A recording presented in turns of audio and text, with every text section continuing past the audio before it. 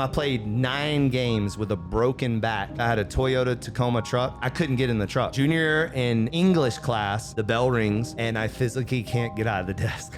I cannot move. The notion was the stronger you are, the better. The doctors say that I'll never play football again. I'll never do anything athletic again, ever. I want to become a strength and conditioning coach to learn of why this happened and learn how to keep others from experiencing it. An adult would have a hard time processing that life-changing piece of information. As a 17-year-old kid, what was going on with you when you heard this, and how did you find the strength to kind of move on from that moment?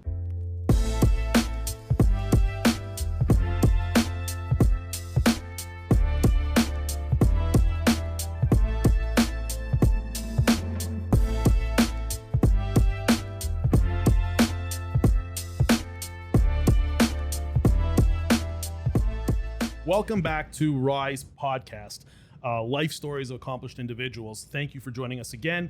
My name is Gary Lipovetsky, and if you've already watched a couple of these episodes, you will know that the whole premise of this podcast is to speak with accomplished individuals and understand what makes them tick. It's somewhat of a human case study, if you will. Today we have Manning Sumner here. Manning, what's up, man? What's up, Gary? Look, it's really good to meet you. You and I just met literally a few minutes ago. Yep. But obviously, I searched you out online, and I know a lot about you. You were referred to me by someone in a group. Like, I think it was my kids. Yeah, it was my kids' private school. No way. Where they go to school. So we have a group. It's called like a brotherhood group. Okay. And so we all bounce off like ideas and suggestions to each other. And I had interviewed actually the owner of the school. And when he saw that interview, he's like, yo, you gotta get to Manning. You gotta interview Manning. Oh, that's cool. And he told me a little bit about your story. So that was great. So I'm just going to jump into your bio. I'm just going to read what the research I've done. Yeah. And what I've come up with. So Manning could throw a football before he could walk. He received a football scholarship at Auburn University, lettered for 3 years as a linebacker/fullback, and completed a degree in health promotions.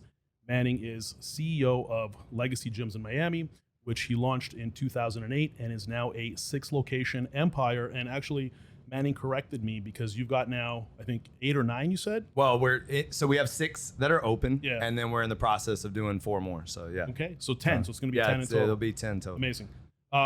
Due to multiple back injuries during his football career, Manning turned coach. Fast forward, he now has over 20 years of experience in transforming lives. He's personally trained professional athletes and celebrities.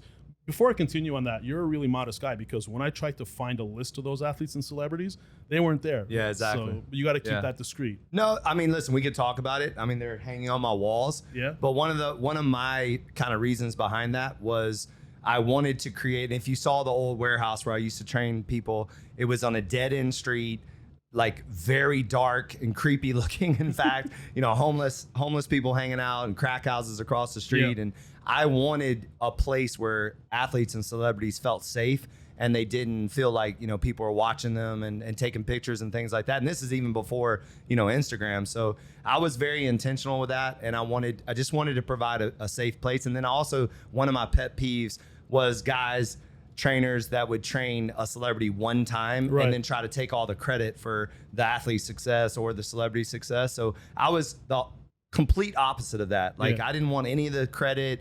And I feel like it took me longer to get the recognition and to grow that way. But I think now it's coming back to me. So, it obviously is. And I think before I continue, because I have more here, but on that note, when working with celebrities, because I've had businesses that work with celebrities, and to go and to publicize that, it's kind of a bit of a conflict, because when you're working with these people, one of the things is the discretion, and to use them as unless they're saying to you, go ahead and do it, right, then it affects your direct business and your relationship with them, where they're feeling, hey, like, is this guy, like, he's training me for what? Like, does he have my best interest in mind, or is he just trying to gain off? What are your motives? Exactly. Right. Yep. So, I mean, that's obviously the correct play. So I'm going to continue. Manning created a fitness system called Partner Interval Training, a team-based fitness concept that leverages accountability, leading to consistency, ultimately generating meaningful fitness results. In addition to being CEO of 6 legacy gyms, which is about to be 10 legacy gyms. Manning is the creator of the No Days Off fitness apparel brand and NDO H2O Ultra Premium canned water. He's also the creator and host of the Big Dogs podcast, regularly interviewing former and current professional athletes, as well as acclaimed entrepreneurs. Manny's been featured in Oat Living, Muscle and Fitness, and Ocean Drive. It's a big list, man. I know, it's actually hearing you read it, it's Right? kind of like, I'm like, wow, that's actually sounds pretty impressive. So I don't really, I don't really get into that kind of stuff. Like, I'm always, what's the next thing? I'm always like just striving to do more. So hearing you go back and kind of lay it all out, it actually is humbling to hear. Let me ask you something. Do you feel, because I sense in you already, just sitting down and like knowing you for like a few minutes, you're a humble guy, but I think my question is like, has that humbleness, do you feel it affects you in a negative way? Because my wife, she has the same thing where, she's like, she does what she does and she's got millions of followers and whatnot, but her humbleness, she's always in her own way. So do you feel that for yourself, that this is something that you've battled with, or do you think it actually serves you? I think I do struggle with that. Like, it goes back to like not broadcasting who I train and who I work with. And there was definitely a lot of people gave me shit for that. Like, you should be, posting them every day and you should be doing this. And so, yeah, it definitely, it makes you wonder, like, would I be further along? Would I have more followers? Would I have more money if I was leveraging that in a different way? But, I don't really, I am humble, but I'm also extremely confident. So I feel like I balance that out. So I definitely don't play small, put it that way. You know what I mean? Like, I'm not hiding from anybody. It's just I'm not out there telling the world my accomplishments, because I do have this feeling that I haven't done anything. And I literally wake up, like I was telling somebody this morning, like I wake up in like almost like a panic. Like, that's how I wake up every morning. I wake up like I haven't done anything. I got to do more. And so I'm not saying that's healthy, but that, I think that helps you stay humble. Is like, for example, when you're sitting in this container ship, when I opened this facility and April 1st and everyone was, looking at it and saying how beautiful it was and how amazing it was, I was already designing the next facility. Right. And I was already thinking of all the things that were wrong with this facility that I could correct the next time. And it's kind of the philosophy that I have in life too, is that we're never the best, we're always becoming. And that's really what No Days Off is about. So yeah, it's more of just how I live my life, and it can be negative. It can be. It can certainly weigh heavy on you. Let me ask you, how old are you? 46. You're 46. I just turned 46. Well, you look a lot younger because you're fit as hell, right? Yes. So that helps. But I mean, look, at the age of 46, accomplishing what you have, I don't know, man. Like, I hear what you're saying about, the whole, being humble and whether it serves you or not, and and I think you still don't know, right? Because you have guys who are all about self-promotion and they push themselves, and it's like, when you see those people, you're asking yourself, shit, like, if I was more of a self-promoter, would I be more accomplished? Because you see what some of these people, accomplished.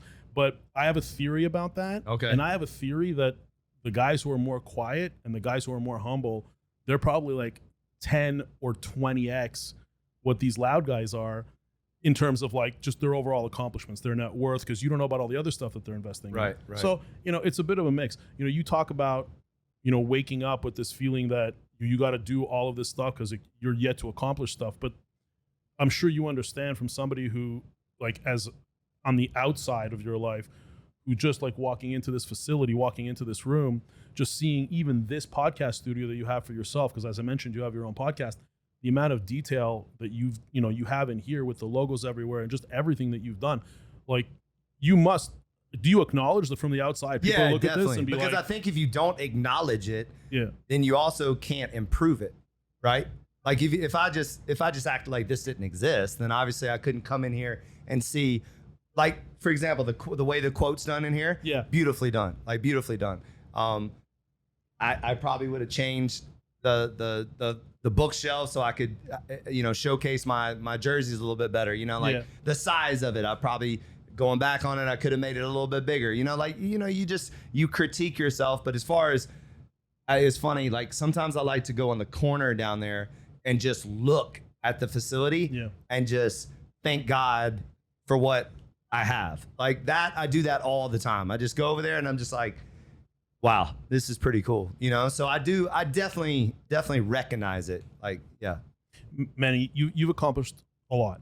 You know, you've put together several businesses, and I can appreciate the fact that, you know, you started with one brand, and off of that brand, you leveraged infrastructure and assets and just branding in general of like your first venture, and then you kind of parlay that into your beverage line, into your apparel line, and I'm sure that you've got other projects in the works. And that, you know, I think you and I have that in common, because myself, I'm a little older than you. I'm 50. I just turned 50. Okay. And as an entrepreneur, like I do that as well. Like I leverage existing systems. So look, you're doing great, obviously. But I want to kind of go back, and I want to understand the genesis of all of this. Yep. So that kind of that's the premise, right, of this podcast, is to really go back and kind of dig into that, you know, that path you took. So were you, like, first of all, where are you from? Birmingham, Alabama. So I was born in Montgomery.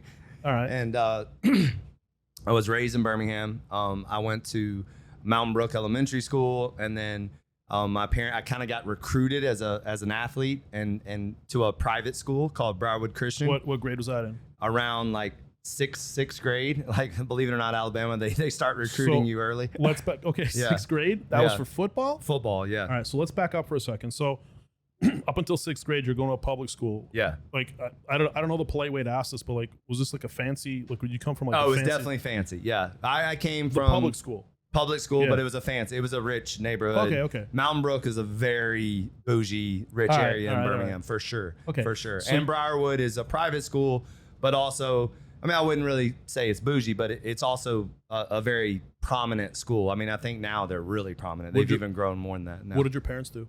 So my dad was an investment banker. And at the time, in the 80s, the investment banking was the number one job to have. So we used flourishing. Now, fast forward to late 90s, it was the worst job to have. Yeah. But we definitely, that's a whole long story. But my dad was very successful businessman. And then he had some hardships and lost it all. So we went through that as a family. And then my mom was always just like the team mom. My mom was like everything, you know, like, so she was everything to my brother and I. And then she also was a florist and a designer. And so now she does weddings and she's a florist. But back then she was just a stay-at-home mom. You have the one brother? And I have one brother, yep. Named Peyton, ironically. So, Peyton. And older, younger? He's my younger brother. He's 2.5 years younger than me. Okay.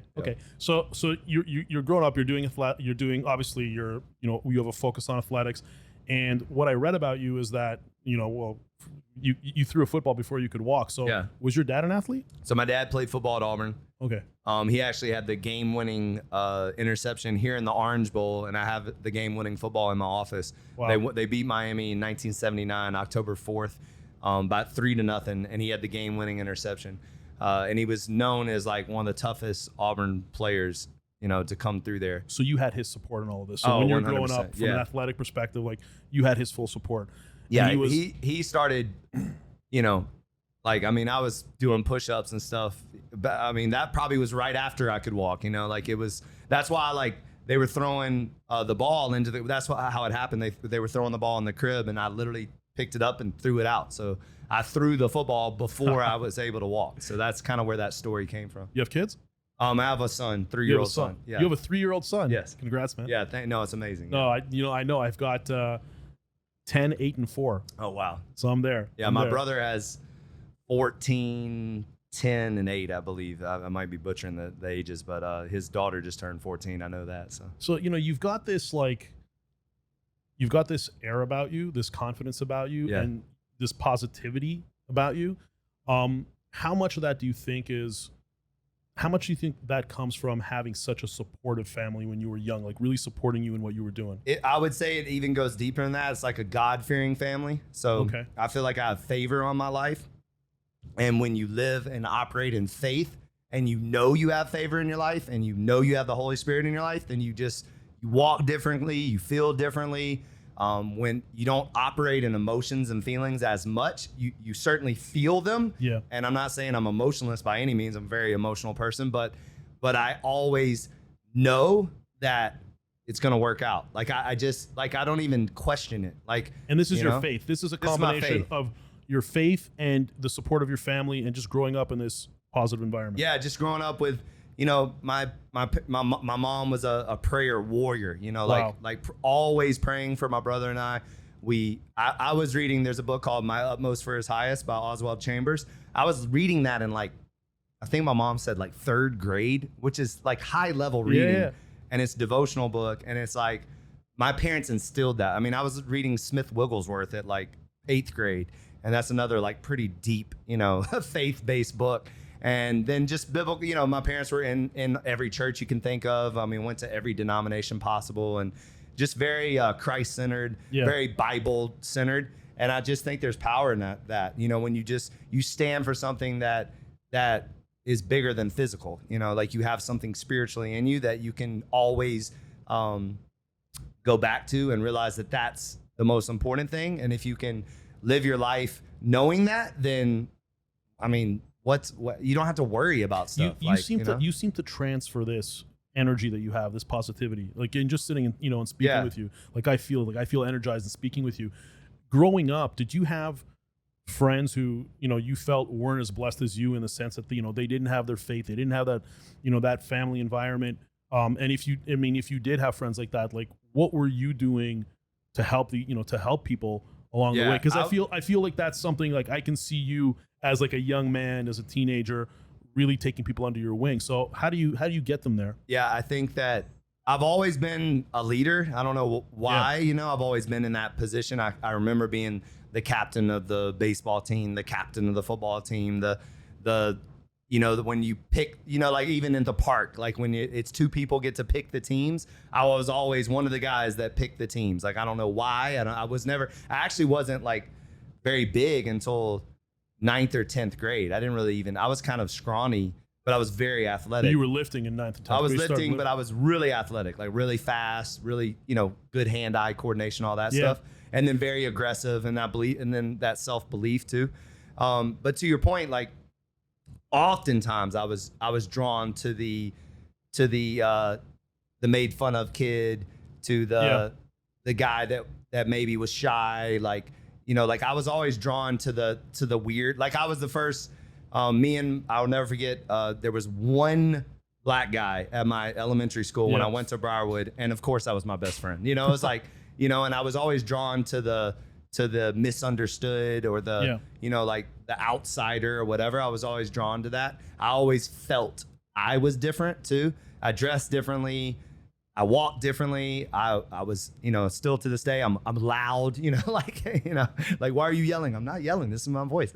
And stuff like that. But yeah, I mean, I don't know if I answered your question, but I think you did. Yeah. Look, I think you did. I think that you have an empathy that I think you don't even know that you're doing it, but I feel like you affect people in a positive way. Again, like, for the short period of time that you and I have spent together now, like, I feel energized. I'm already thinking about kind of what's my next move. What am I doing? You know? So when you went, you transferred over to the school in the 6th grade, and that was on I guess, is that a scholarship already, or that's like a football? No, it was just more of like, hey, we want you to come to our school instead of going there. So they my parents you. Still had to pay for it, but yeah, Sure. But they definitely, it was a recruitment. Like, they were like, hey, we want you to come to our school, and because it was I think they don't accept everyone. I think that's kind of how it works. And was your goal to play football professionally? Oh, for sure. Like, since a young age? Yeah, actually, basketball was my favorite. So actually, ironically, it was tennis and basketball were my favorite sports. I was tennis. I was obsessed with Andre Agassi, and then I was obsessed with Michael Jordan. So those two were probably my favorite, and then Bo Jackson was probably my football favorite. But, you know, I loved basketball and I loved tennis, and the reason why I loved tennis was because I was in control. Like, it was me and me. Yeah. And I loved that. But I lived in the South, so basketball and tennis and 6'1" and basketball, like, that just football. didn't. So it was like, and I started to get muscles, and then I was a very aggressive. I definitely had some anger in me that I love to release on the football field. And I what were you angry about? I don't know. That's still to this day. I don't know where that came from. Like, but it certainly was something I struggled with for a long time. Like just, Did you get into a lot of fights? yeah. Like I had something that needed to be like released. And that's why football was that's why sports were such a great, and weightlifting, physical things helped me a lot to suppress that. But I definitely was an angry, and not like mad at the world. I don't know. It's a hard thing to explain because it was just, I was, anger is probably the best way to describe it. I was angry a lot. Remind me to stay on your good side. Yeah, exactly. But all right. No, I've definitely grown out of that. You've grown out. Well, you seem. I mean, you seem to have. So okay. So growing up, you're playing football. You're starting in grade 6. You're working your way towards a professional football career. Yeah. What are your parents thinking of all this? I mean, is this like your dad's dream? Like, oh, I'm pretty sure. Yeah, it was. So I mean, my dad didn't have an opportunity to play in the pros. I think he was he might have been drafted or tried out for the Dallas Cowboys. I can't remember. He's told me the story before, but it didn't work out. And I was good. Like that's another thing too, that like, I feel like a lot of people are like, I was an okay athlete and I tried my best. Like, no, I was good. Like I was really good. So I don't shy away from saying that. I mean, I love the way you own that. Yeah. I mean, well, I just can't stand it when people act like they weren't good when they were good. Right. Like that's not being humble. That's just lying. So sure. That's always bothered me. But when I was in ninth grade, Alabama, God forbid, but Alabama was recruiting me like hardcore. And then my dad was like, sorry, hey. God forbid, is that? Yeah, because that's like, if you come from an Auburn family, then you don't even consider going to Alabama. Wow. Like that's not even a consideration. I don't know if you know how hardcore that rival. That's like UM and Florida State. All right. You know what I mean? It's actually not like UM and Florida State. It's even worse. Like it is. So forbidden. when they approached you, your response was right away like, no. Well, no, I didn't. You don't say anything because you want other teams to know that, because at the time they were a better organization. Yeah. Technically, like as far as wins and stuff. You shouldn't be saying that, right? Yeah, that's also sacrilegious. But now my career's over, so I can say whatever I want. But so they were recruiting me hardcore in ninth grade, and Florida State was recruiting me, and actually, ironically, Auburn wasn't really looking at me very hard. And so I ended up turning down Florida State and Alabama, and I think Tennessee, to walk on as it's called a preferred walk-on at Auburn, where you go in with the scholarship guys. So you're asked to go in with the scholarship guys, but then you have to prove yourself to earn a scholarship. And I proved myself and earned a scholarship my first year, which going back, I loved how that played out because you earn it. Like you're not just giving it. And then a lot of the coaches were like, how did we miss out on you? And, they were freaking out because they dropped the ball on recruiting me, obviously. Yeah. So it worked out. But then that's when, I'm sure you'll get to this, that's when all the back injuries started. Well, before we get to the back injuries, did you feel that there's a lot of I already know the answer to the question. That's why I'm kind of hesitating on the question, because just judging from you, like, did you feel this pressure to be able to achieve this? No. Because you got your dad. This is like a legacy thing in your family. You didn't feel, because you felt you were that confident in your abilities. How do you get that confidence? Like, is that just from executing hard work, right? That's what it is. So I believe there's no pressure if there's planning. You know what I'm saying? Can you dig into that? What do you mean no pressure? If there's you don't have pressure if you've planned properly. Okay. So a lot of P words in there, but I'm with you. And then also, what I mean by planning is like, what are you doing to prepare yourself to be the best that you can be? Right. Are you waking up early and doing what others are not doing? Right. Are you staying later and doing what others are not doing? Like, are you doing the things that other people aren't doing? And that's what I was doing. I mean, I was working out 3 hours a day. My dad was waking me up at 5 a.m. As a 7th grader. Where'd you get this? What do you mean? Where'd you get this? Because my dad, I would assume. I mean, the apple doesn't fall far from the tree, right? I understand. I understand, but I have 3 sons, as I mentioned before. Yeah. When I'm telling them, you got to wake up and come with me to the gym at 5 a.m. Have you seen my dad? They're not. No, I haven't. So my dad basically looks exactly like me, right? And probably a little bigger, honestly. Like, okay. My dad is. So when my dad comes in your room at 4:45 a.m. and says we're going for a run, you get up, and also because he you know, he spanked me. He like Old school. He's old school dad. So it was like, and I love him for it. Like I would never ever. I'm asking you this. I'm asking you this right now. Yeah. Sorry, I'm asking you this right now. It wasn't a choice. Like what I'm saying is, it's not my choice. I'm 7th grade. It's not a 7th grader doesn't get to make a decision. He doesn't even have the So I want to ask you this. I want to ask you this for selfish reasons, because I have my 3 sons. Yeah. And I'm trying to figure out, because I'll tell you, like, I think they're soft. They're soft, and I think they're soft because I'm soft. Because when I go to their room at like 5 or 6 in the morning and say, "Hey, let's go for a run. Come with me to the gym," they look at me like I'm a lunatic. That's right? because they don't believe you. They don't. Well, because I'm not getting out of belt and like making it. Yeah, and I'm not saying my dad had to beat me to get out, Sure. but it was already understood. It was understood that I didn't have a choice. This is what we were going to do. That's what I'm trying to understand. You know what I mean? So at what age? Okay, your son is 3 years old. Yeah. At what age are you gonna are you gonna start this regiment with him where he has no choice, he has to get up and train? Yeah, I think it's going to be right around the age where his body is mature enough, right, and also his mind is mature enough to understand it, at least understand it. So let's say my son has no passion whatsoever for sports and working out. It might sounds physically impossible. Yeah, exactly. But it might be that I don't even implement that until he's 15, 16. Oh, wow. You know, like, and I'm just throwing that out there. Like, I feel like you have to figure that, because you don't want to be someone that's forcing your child to do something that they just absolutely don't want to do.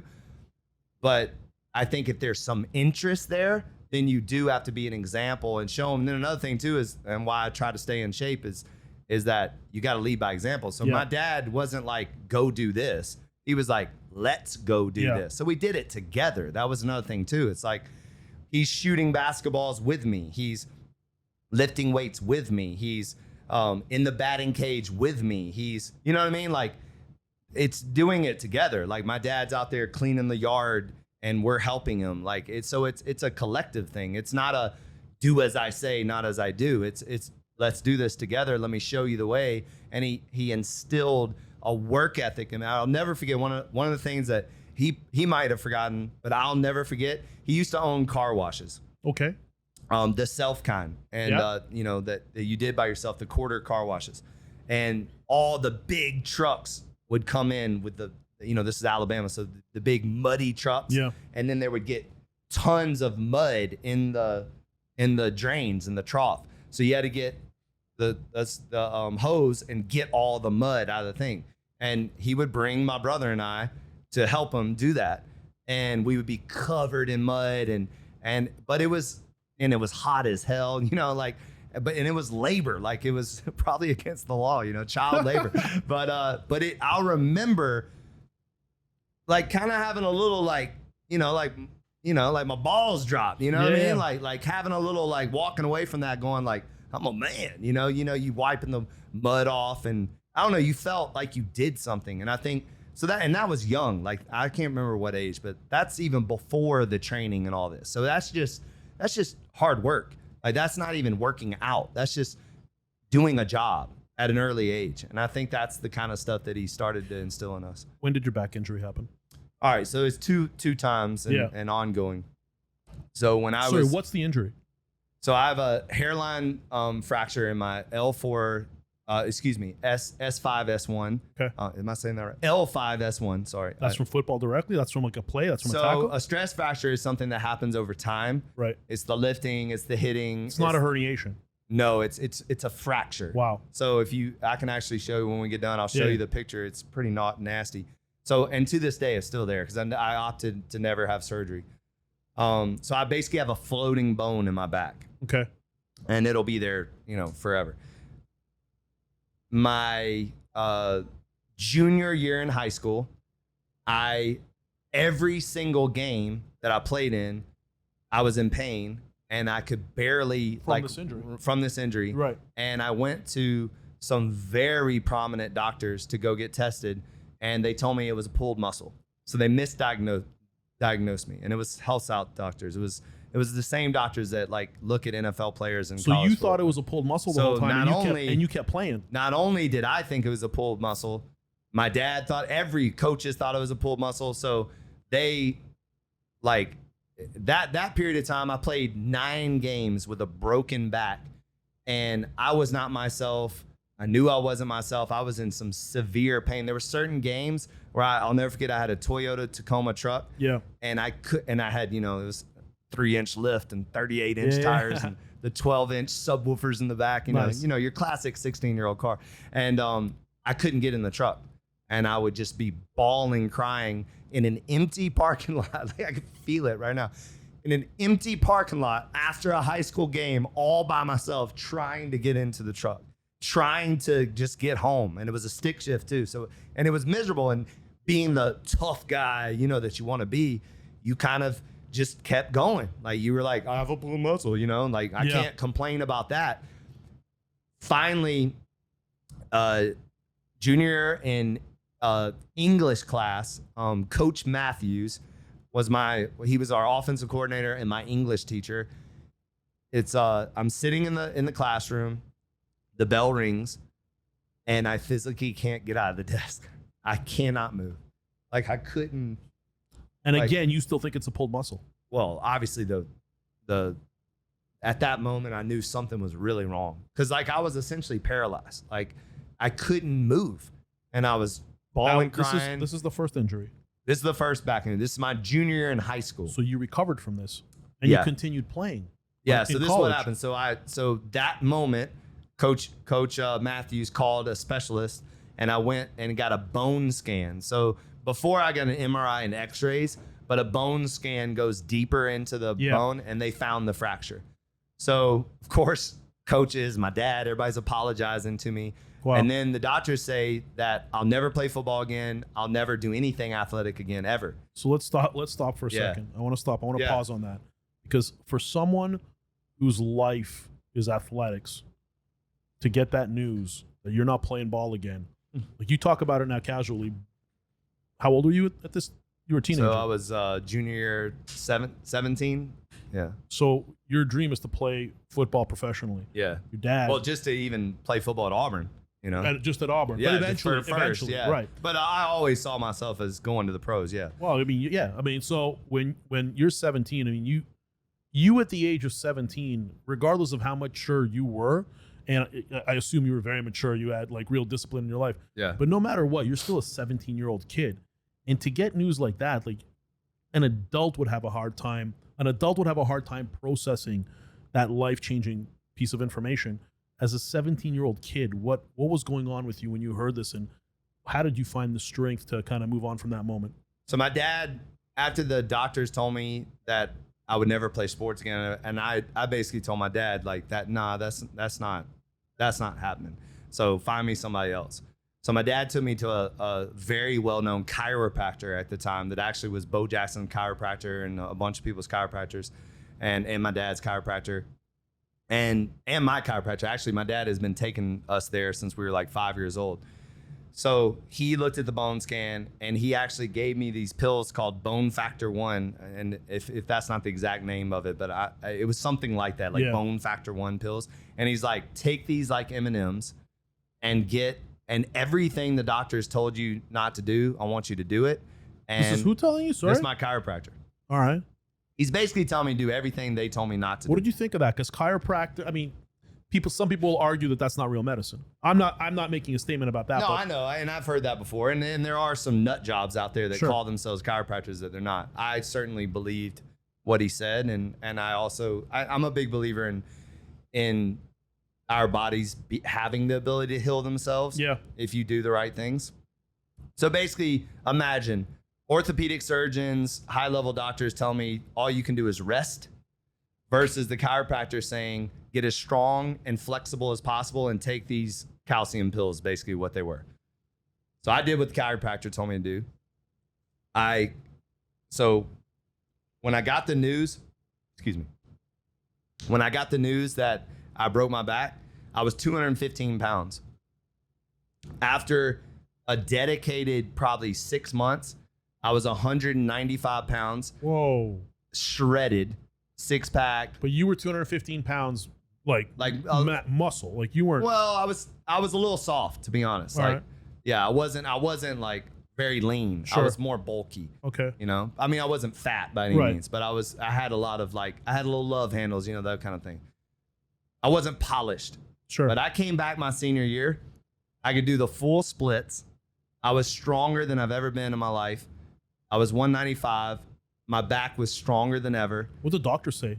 When you sorry to So interrupt we you, went but back and got a bone scan, and sure enough, all those calcium pills, I had an entire layer. You could see it on the bone scan of white deposits over the fracture. were you It angry? literally healed. Were you angry at the doctors because you have a chiropractor who's giving you calcium pills, and it sounds like almost like an oversimplified solution to what you're being told is like you're never playing football. I think I felt so good. Were you pissed off? I'd be pissed off, man. Like at No, these I don't. doctors. I honestly don't remember being upset. You trust doctors today? Do what? Do you trust doctors today Oh no, not at all. because of that? I only go to chiropractors and osteopath now. Gotcha. I'll never go back to orthopedic surgeon. I'll tell you another. We can talk about Sure. what an orthopedic surgeon told me in 2015 that it'll blow your mind, like what he told me to do. So, but yeah. And then I won Defensive Player of the Year in Alabama. I had like 168 tackles that year Wow. with 1,000 yards rushing. Like it was like I was, you know, I came back strong to say the least. Okay, so you're Yeah. you're in college. Sorry, are you living at home at this time? Oh yeah. You're yeah. living at home. Okay, so you're not breaking that bond with your family. All right, wait. That was high school. That was sorry. Okay, That's, so that's my junior year in high school. junior year. Okay, Yeah. So then then I came back for my senior year, won Defensive Player of the Year, balled out. Yeah. You know, a bunch of things. Came, I think, quarterfinals, and playoffs, and all that. but you're like a local celebrity at this point, right? I mean, yeah. I mean, Well, no, but I was you're- known. Yeah. you're being- I was in a bunch of papers and all that. Yeah. You're being humble when Yeah, you yeah. would go out, with your Oh, yeah. girlfriend Well, or yeah. everybody'd stop When "Oh, you walk man." into the Pizza Hut, everybody starts cheering. Yeah, that Gotcha. that did happen. Yeah. It was like Friday Night Lights. You know, it's Alabama. Yeah. That's like that scenario, like being in a fairly small community and being that star athlete in high school. Do you think that like again, like does that add to your strength? Does that add to your confidence today? Like having that experience as a kid? Definitely. So it's all about Definitely. work, man, because you put in the work, you get that achievement, you get that recognition, Yeah. and it just follows you throughout the course And of it your fuels life. you, right? Yeah. You know, because you're always seeking that. I think, you know, like you're seeking that not necessarily applause, but the validation of it. You know. I feel like the things don't get to you. I mean, I think, look, I'm sure they do, but it sounds to me, and I'm just kind of taking a pause in your life story just to Yeah. kind of pull some stuff out, but like, it just seems like it's such a positive cycle of, effort, discipline, achievement, recognition, and that constant cycle then creates something that no matter what is thrown at you, like you're good. Like you have all of that confidence that you've built up, and you have the ability from execution built up that you are now like impervious to a lot of things. Like, do you feel that? Do you like? And this is a long-term thing, right? This isn't something. All of these people talk about. You got these gurus talking about. You got to work hard and be confident, and it almost sounds like. You go into a Tony Robbins seminar and you come out and you're a changed person. Yeah, no. Well, in reality, he's just making you jump up and down a lot. Exactly. And most people don't work out, so when they walk out of there, they feel energized because they just worked out Right, exactly. for the first time in their life. But this is more of a long-term thing. And no, I'm just like I'm seeing it in you, and I'm kind of rambling a little bit, but I'm really trying to illustrate the point that there's no real solution to kind of call it success or achieving whatever you want. There's no real quick fix. Like the life that you're describing to me from your early life till today, this is a constant, you're applying pressure on your goals, on your life every single day to get you to a point where you're building up this kind of asset of this mentality that you have to get you through hard times. Like, would you say that that's it's an accurate statement? Yeah, I mean, how I heard that was if someone asked me what's the one reason why you're sitting here today, it's consistency. Right. That's what. Yeah. Exactly. End of That's story. exactly it. That's it. Like it's not magic pills. It's not a magic potion. It's not a magic degree. It's not I read this or was told this. I have shown up for myself regardless of my circumstances every single day. So That's it. Like, we talked about the fact that you train athletes and celebrities, and these are already accomplished people. Yeah. So would you say that most of your expertise when it comes to developing people physically, and I'll say mentally, because there's a massive component to what you do, I believe, on the mental side. Do you believe that your expertise, would it be safe to say that your expertise is mostly in helping already accomplished people get to that next level? Or can you take like someone who's down or someone who didn't have your kind of discipline growing up, can you take someone and turn them around? So I don't think I would be in the position today if I only helped successful people. I think I own 3 different companies. Yeah. I have over 30 employees. Yeah. I have as young of employees as 20 and old as employees of, I think my oldest employee is in his 50s. So I have also been very known for giving people second chances. So what I mean by that, I think if I'm not mistaken, I've had over 10 people, former felons, come and work for me. Yeah. And give them an opportunity to work in a gym. And I have probably 4 massive success stories with that. And people at their darkest moment, coming out of prison for 10 years, coming out of prison for 5 years, coming out of prison for 3.5 years, those kind of stories, and giving them an opportunity to become something that they might have otherwise, like they'd end up being a valet attendant or working at Domino's. Why'd you do it? Why'd you give them that shot? It's personal for me. Like my brother went down. These are friends? Sorry, these are friends, or these are? No, these are strangers. These are strangers. These are strangers. Yeah. Talk to me about that kindness. Why? I hope I'm not putting you on the spot. No, I mean, again, I don't know how much of my brother's past he wants me to talk about, but my brother had a little struggle with the law and stuff, sure. And so I lived through that, and that was a very tough time, but he came out like, my brother's the head of sales in my company. You guys work together. Yeah. You guys look alike? No, he's got beautiful hair and he's a good looking dude. We look a little bit. We talk exactly alike. So on the phone, I think I'd be talking to Oh my God. It's actually funny. Like when we were younger and we would leave it, when actually people left voice messages, that doesn't happen anymore. Yeah. But, and I can't stand voice notes. So, but when we would leave each other voice messages, like, it was weird. Like, cause you'd be like, am I leaving myself a voice message? Like, we talk exactly the same. So that's kind of funny, but we look a little bit different. So he's got, like, I was the blonde-headed child and he was the brown-headed child. So yeah. So I want to go back to you,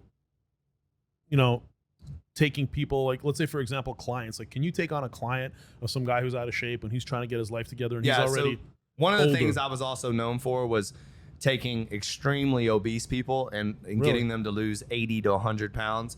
I've had numerous success stories with that. I've taken women that have no butts and given them, without sending them to Colombia and actually giving them butts. And then one of my biggest things was taking guys that were either mentally struggling or even physically coming off an injury and getting them back to where they used to be or accelerating their careers. So I had a bunch of guys that just had bad work ethics, that were getting in trouble all the time. And then, their agents would seek after me because they knew I would get them right. These are athletes. And then my biggest success stories have been guys coming off of injury. So like I was the guy that got Sean Livingston back to where, he was after his ridiculous injury, and then Brandon Albert after his injury and those kind of success stories. So the sports teams seek you out to they were back in players? the day, not now. Right. Like I'm kind of retired from that now. Okay. But yeah. So now let's talk about kind of what happened, what led up to your second back injury. So you fast forward to redshirt junior year in college. So first, and again, sorry, are you living in college now, or are you living? Yeah, in now home I'm still? living in college. How far away are you from your home? An hour and a half. Wasn't a tough transition. Sounds like it was 2 hours. Sounds like it wasn't a tough transition. No. You still talking to your dad every day at that point? Of course, every day on the phone. Well, I don't know about every day, but at least once a week, at least. How's he doing now? Oh, great. You guys, is he here in Miami? No, he's in Pensacola, Florida. Him and my mom. And you guys are still tight? Oh yeah. That's awesome. If anything, we're probably tighter now. Wow. Yeah. Wow. How old is he? 73. Oh, so he's young still. Yeah. Yeah, that's awesome. Okay. So you're in your junior year of college. You're playing ball. What are you studying, by the way? So it's called health promotions back then. Now, Right. if you looked it up, it'd be exercise science. That's what I wanted to Yeah. know. Is it kind of like kinesiology, or is that? So kinesiology is one of the core studies that Yeah. you have to go through. So yeah, it was Okay. exercise science, kinesiology. There's some funny stories about that Okay. too. So. But at this point, again, your plan is to play ball professionally, play football. Oh yeah, it was so I was Tikio Spike's backup for 2 years. He's a very prominent NFL player, probably will end up in the Hall of Fame. Has the biggest feet I've ever seen in my life. And the biggest neck I've ever seen. But great guy, like amazing guy, great mentor. Like I played behind him. It was really good to just watch somebody play at such a high level like that. And then my redshirt sophomore year, we had a bunch of injuries and they just plugged me in at fullback. So I actually got to start a couple of games at fullback. And then Coach Oliver at the time, and he's the famous coach called Brother Oliver, that he was the famous coach that had the the Alabama defense that shut down Gino Torretta in the Sugar Bowl. I don't know if you remember that. I don't. He the greatest coach I've ever been around, like unbelievable. And his plan was to start me at linebacker and all this stuff. And so going into spring training, I broke my ankle. What? And so I was the starter going into spring training, broke my ankle. That set me back. And then I think that just kind of triggered a lot of stuff with hip problems and back started creeping up.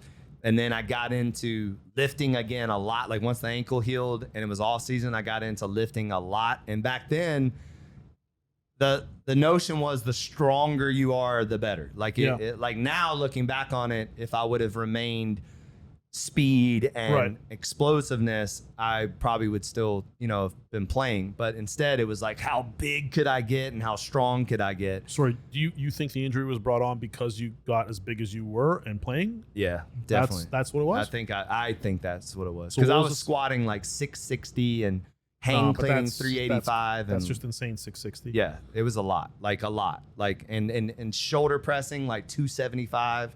Like I was my bench, I was like repping 315 for like 18 reps. Wow. So Wow. I had the second strongest bench on the Auburn team. So Tikio was first, and then it was me, and then I think Keith Evans came in and did more than us. So Okay, so you're doing all this. yeah, At what point?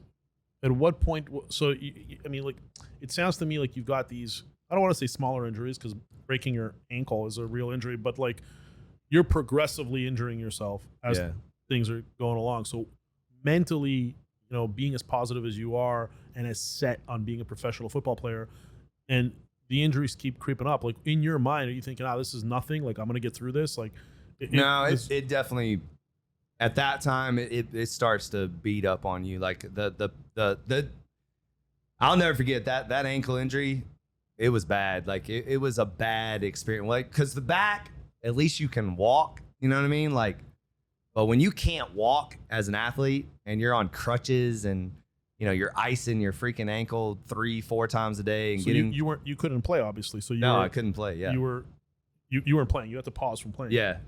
Okay. So you're trying to heal that. You're doing, the therapy room, the whole thing. You're watching your teammates accelerate and moving. Now you're getting forgotten about. That's not a fun time. Definitely not. So how did you handle that mentally? Just kept showing up for myself. Like you can either complain, you can either like play victim, and you can either feel sorry for yourself, or you can at least try to get better. So, I mean, I did everything under the sun. I mean, I was in the training room as much as I could. Like I said, I was icing my foot probably too much. I was icing it 3-4 times a day. And you were still socializing with the players?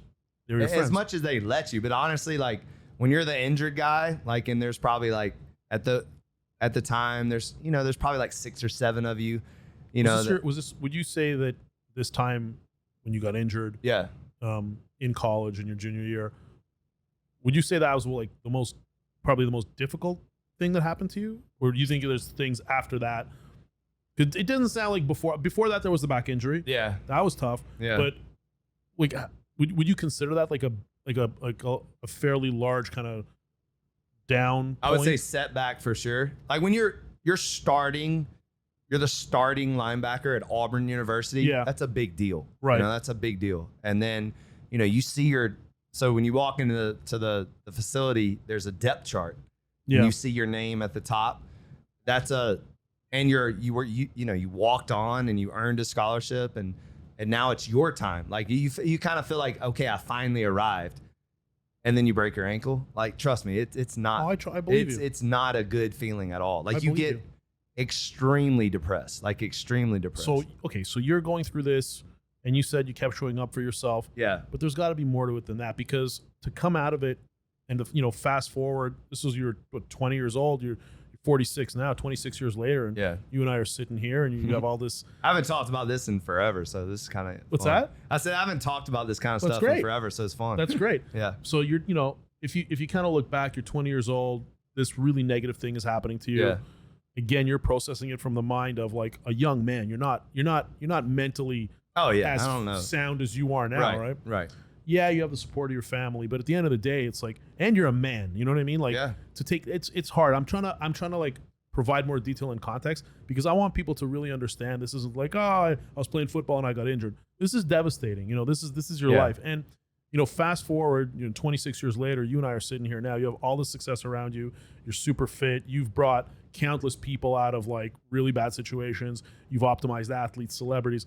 You're doing all of the things that you're doing. Like, I don't know, man. Like, what happened that you were able to pull yourself out of the situation and still have this like accomplished life? Because I would kind of dare to say, and I don't come from the athletic world in terms of like, I don't have the exposure that you've had, but I would think that there are people who had injuries like that when they're in their early 20s, a similar timeline to you, who they don't do anything now. They're like, I don't know, they're selling used cars over, whatever. Right. And they got there's a lot of stories. And like they got big pot bellies too. So what was the difference between you and another guy who got injured, who was on the same trajectory to get to where you are now? It's a tough question, right? It is.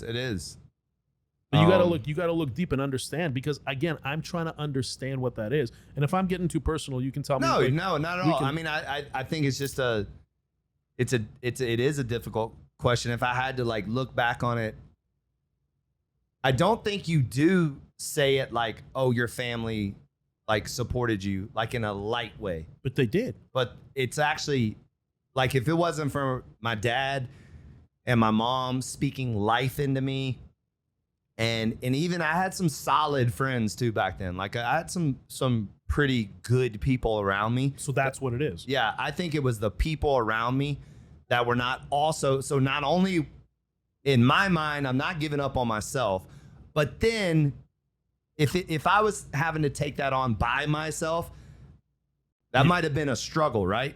But if I believe in myself and then I have people around me that believe in me, and so now we're kind of all in this together and we're all speaking life in each other, then it certainly helps you kind of keep going. And I think that's what happened. I had a certain amount of teammates that still believed in me. My dad pouring into me. My dad also like did some interesting things during that period. He brought on some of his old coaches just to kind of pour into me and talk to me. And I remember those, conversations with strangers basically, but men, like men. Like, one guy had like a glass eye, like these kind of like pirate, guys that have been through it, war veterans and things like that. What was their motivation to talk you through this?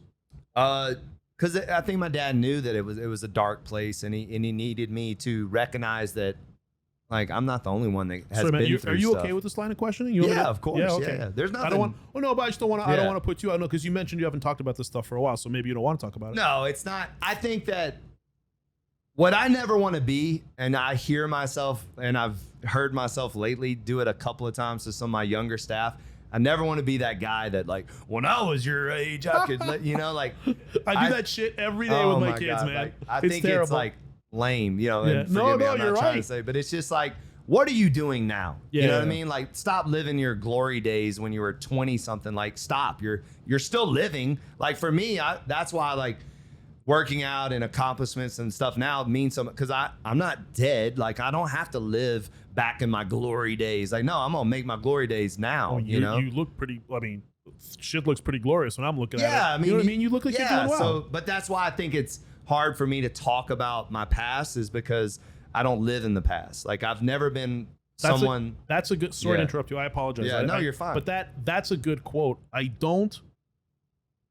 find it hard to talk about the past because I don't live in the past, and I think that's a quote. Like, I want to pull that quote out when I'm making content for this, and I'm going to be making some promotion. I think that's a good quote for you because that's something that I believe like a lot of people suffer from. Is they're living in that past. But let's go back. Let's not go down that trajectory. But let's talk about the solution to your kind of problem at the time, where it was this group of supportive people. It was this tribe. So how important do you think it is for everybody to have this tribe of people around them to help them through difficult times? I think it's enormous. I think if you don't have people in your corner that are praying for you, that are lifting you up, to speaking life. A lot of times, and we know this saying, misery loves company. Yeah. So if I would have broken my ankle, and then all of a sudden I have a bunch of people, saying like, oh, it's over, you'll never come back from this. You might as well start playing the guitar. Like, like, what are you thinking? If I would have had that kind of talk, that's not going to help me, right? But instead, hey, this is temporary. This is, seasons don't last forever. Yeah. Don't make permanent decisions in a temporary season. These kind of things being spoken into me and leaning on, like my mom praying Psalm 91 over me and healing prayers and things like that, being that prayer warrior mom that she is. And then my dad kind of being that tough dad of like, this is only an obstacle, that you'll come back. And it's really, if you really think about it, these aren't deep things. It's really just truth. No, but they are. But they are. Manning, sorry, I have to correct you. You're underestimating it. And I respect your vantage point. Yeah. But these are very meaningful things. Or deep truths, maybe is a better way to say it. But I gotta say, like, I come from a very, like, just to kind of draw on my experience, like I come from a very different, situation where, my family came to I'm from Canada, by the way. I moved here 2 years ago. What part? Yeah, Toronto. Okay. Toronto, yeah. My marketing team is from Toronto. Okay. So we moved here 2 years ago, but I came to Canada in 1976 when I was 3 years old, and my family, my parents were in their mid 30s, so they came with like no money. They didn't speak English. They had 2 little kids. They had no connections, no nothing. So I grew up in a situation where there was like a constant dark cloud. Oh, wow. And I understand what you're saying. Like, it's not a big deal, and I understand. I'm not trivializing your point of view. Yeah. But it is a big deal because when you don't like, I kind of had the opposite of you. I had that dad who was constantly worried that we're going to be in the streets. I had, this kind of dark cloud. We were always like worried, being immigrants, and he never really even got out of that even later in life. But to have that support that you do, and I think that the people who are listening to this, who do have supportive parents, who do have a supportive group of friends, who have their tribe, who have their peers, don't underestimate the power. And don't take it for granted. Don't take it for granted. Yeah, I think that's what I'm hearing you say. Yeah. It is a big deal. It's a huge deal. And don't take that for granted, which, by the way, I would never, ever even like, I'm so blessed to come from where I come from. And I'm so grateful and thankful for the parents that I do have. Yeah, no, absolutely. And like, I'm sitting here, and what I really like about doing this podcast is these like moments that I get where I see certain things that I didn't necessarily see before. Yeah. And in having this conversation with you, because I'm right now about my 3 boys, because you can imagine as a dad to a boy and as a man having 3 boys, it's one thing if I had girls, but this is my responsibility. That's amazing. That's your tribe. Like, talk about a tribe. It's like almost absolutely. A basketball team right there. So. And so for me, it's like, I'm thinking to myself, like, how do I get them to have this kind of attitude that you do, quite frankly. Yeah. And hearing it from you, as opposed to like kind of what my experience was growing up, it's actually like, it's like this aha moment that's like, okay, like I got to go do stuff with them. Although I try to do it now, but I really have to be more intentional of doing this. So I think it's really important that people, again, when they're listening to this, understand the power of that, of that tribe. So do you have that tribe now? Yeah, do definitely. You have good friends? I would say I have, it's mostly family. I have a couple of business partners that I believe are very, what's the word I'm looking for? These are investors? Or these are operational? Actual business partners, okay. That I believe have my best interests at heart, and help me in different ways and other ways. But from a spiritual mental, like it's family for me. It's my brother, my dad, my mom, my wife, and my son, my niece and nephew. It's really a core. It's family. It's family for me. Like that's friends. Lately, I mean, I could probably count on my hand. Sure. I think friends is a term that's overused. Like it's not. How do you mean? I think people say, yeah, that's my friend. Like, but Right. are they really your friend? Like, They're because acquaintances. in my opinion, most people are acquaintances. Yeah. And I like that you use that word because I use it all the time. Yeah, absolutely. And it's not. So how I am is I love hard. You know, like if you're my friend, like you're my friend, like Gotcha. you're my dog, like you, Yeah. like I will do things for you. Call me, you need me, I got you. But then as you get older, if you're not getting that back, you start to do inventory on who your Yeah. real friends are and who's not. So I'm a big like check up on people kind of guy, but the older I get, like, bro, I'm not checking on you if you hadn't checked on me in 6 months. Like it's a two-way street, and you start to realize. Like I laughed. I just turned 46, and I got a bunch of birthday messages that the last time they text me Was your birthday? was Before my that? birthday. Yeah, no, I get And it. I literally screenshotted it, and I was just kind of sitting still, and I was just laughing at it. I was like, these people are so not self-aware that they haven't communicated with me in a year, and they saw probably something on Instagram or Facebook, and they have my number and they reach out. Like, to me, that's not being a friend. That's just like trying to kind of let it known that they heard it was my birthday, Absolutely. you know? And again, I'm not diminishing it or anything. I don't know. It just, it loses weight for I me. find, So. yeah, no, look, I agree with you 100%. I find that in today's society, there's this kind of like, what's the word I'm looking for? There's just, We're too accessible. Is that one that you think? No, that's not what I'm Because thinking. I can't I'm thinking, stand that. No, Like, I that's, feel like that's a whole Like other. the fact that somebody can DM me whatever the hell they want, like that bothers me all the time. Like Well, people I'm like- DM yeah. me stuff that I'm like who the hell are you? Like, Yeah. you really feel like you can just DM me that? Like, Yeah. it's and unbelievable. take my time and stuff. Yeah, it's no, crazy. What I was trying to say is there's this contradiction in the world right now where, you know, we're told that we need this tribe, and I agree that you do need that close group of, you know, friends and family, to get strength through difficult times, to celebrate good times. You do need that, but then at the same time, to your point, you know, anybody can DM you at any time, so you're distracted so much. There's so many things that we need to get done as adults between our businesses, our relationships with our spouse or our, you know, our partner, Right. Our children, and all the things that we need to do. So it's just, I find that it's hard to have that kind of tribe, that forum of, for the example of like men, of men, Yeah. you know, like-minded men, you know, similar in age. It's hard to have that tribe and that kind of that forum, while at the same time doing life, like doing all the other things. No, that you're you need to 100% do. correct. And there's people in my life that it's tough to identify if they're an acquaintance and they're a friend. And the reason why I say that is because, to your point, we're all doing life.